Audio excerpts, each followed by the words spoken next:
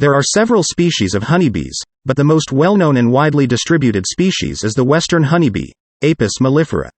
This species includes numerous subspecies and local varieties adapted to different regions and climates around the world.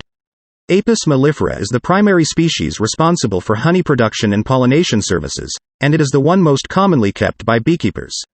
Apart from A. mellifera, there are a few other Apis species that produce honey, such as the eastern honeybee, Apis cerana, and the giant honeybee, Apis dorsata.